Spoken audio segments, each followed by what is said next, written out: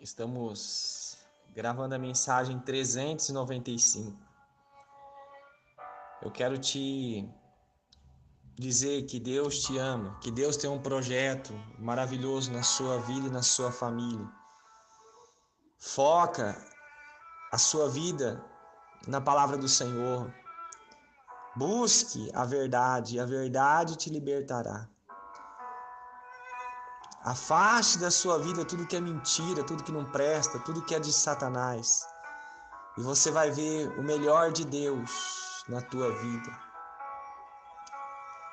Glória a Deus, que Deus te abençoe. Está escrito aqui em Lucas capítulo 17.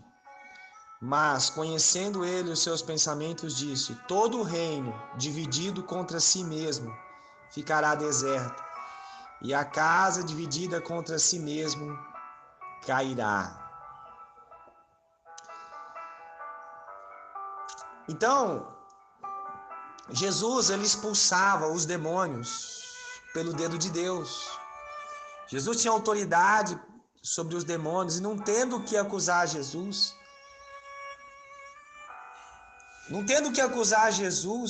os fariseus diziam que ele expulsava os demônios pelo poder de Beelzebul, o príncipe dos demônios. Aí Jesus veio e disse essa palavra, né? Porque eles pediam um sinal para Jesus. Aí Jesus disse: olha, todo reino dividido contra si mesmo ficará deserto. Jesus estava querendo dizer, e aí ele complementou, né? E a casa dividido contra si mesmo cairá, né? Jesus estava querendo dizer como que o diabo pode estar dividido contra o diabo, né? Se o diabo expulsa o próprio diabo, o seu reino não subsistirá, né? E Jesus ainda falou: olha, se eu estou expulsando os demônios por Beelzebul, então por quem está expulsando os seus filhos, o demônio, né? E vocês expulsam o demônio por quem? Aí ele disse: mas se eu expulso os demônios pelo dedo de Deus, certamente vos é chegado o reino de Deus, né?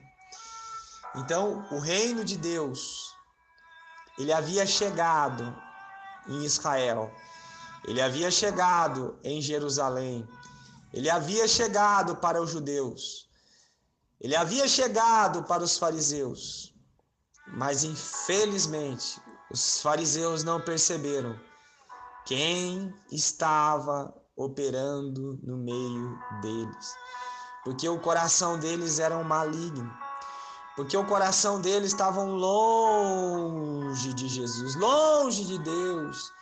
Eles não conseguiam discernir quem era do bem e quem era do mal. Os olhos deles estavam tão tapados, tão cegos, que eles não conseguiram perceber que o Filho do Deus vivo de Israel estava no meio deles, até porque eles concordaram ali com a crucificação de Jesus, levaram Jesus a ser crucificado por inveja, né? Procuravam difamá-lo, mas não encontravam causa, porque Jesus era perfeito. E Jesus disse um ensinamento aqui: uma casa dividida contra si mesmo cairá. Você não pode ser contra o seu pai, a sua mãe, a sua família. Se a sua casa cair, ela deixará de subsistir. Você pode até não concordar com algumas coisas do seu pai, da sua mãe, mas você não pode expressar isso negativamente. Você não pode ir bater de frente contra o teu pai, contra a tua esposa, contra os teus filhos, mesmo que eles estejam errados. O seu inimigo não é a sua família, não é o seu pai, não é a sua mãe. Embora muitos se tornem inimigos, como Jesus disse, por causa da palavra, o seu inimigo é Satanás. É o diabo. Porque uma casa se ela lutar contra si mesma, se as pessoas, se nós, como irmãos, ficarmos lutando um contra o outro, nós derrubamos a casa, nós derrubamos a construção que Deus está fazendo entre nós.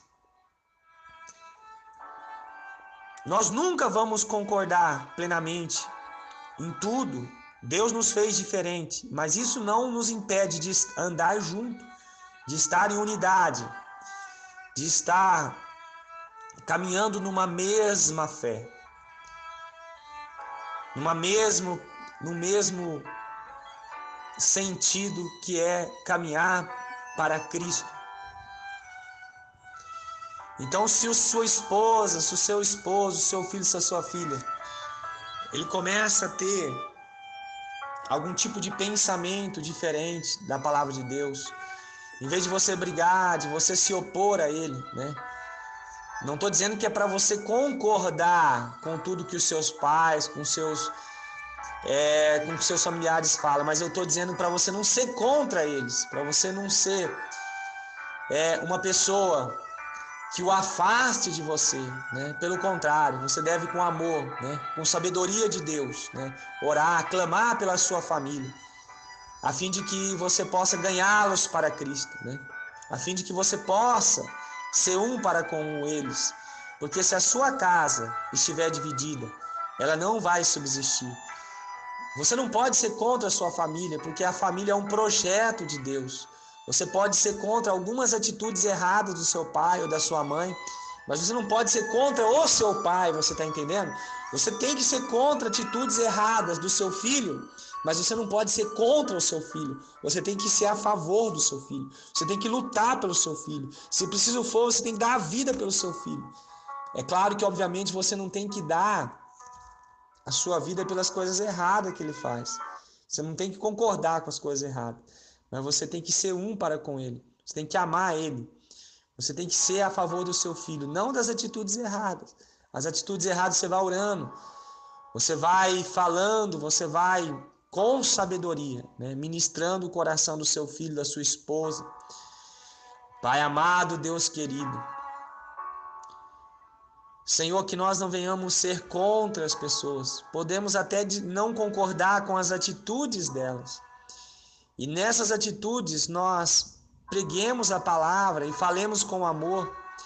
E deixemos o seu Espírito trabalhar nos corações.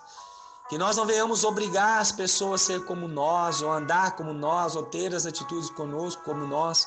Mas que nós venhamos com amor falar do teu nome, do teu reino. E que as pessoas decidam, Pai, o caminho que devem andar e que decidam a nossa vontade pelo caminho certo, pelo caminho do Senhor, mas que nós não venhamos, ó Deus, ser carrancudos, ser tiranos, obrigar as pessoas a fazer a nossa vontade, Pai, mas que possamos com amor, com o Espírito do Senhor, ó Deus, mostrar o caminho certo, e incentivar, ó Pai, e pregar a palavra da verdade, e expor a verdade, ó Pai, porque a verdade sim, ó Deus, ela liberta. Meu Deus, a verdade liberta. Visita, Senhor, as pessoas, visita, Senhor, a todos onde essa mensagem está chegando, as famílias, ó Pai. Vai curando, libertando, vai trazendo a tua paz. Vai, ó Deus, e se instalando, que toda peça de tropeço, que toda operação do diabo caia por terra em nome de Jesus, nessa casa, nessa família.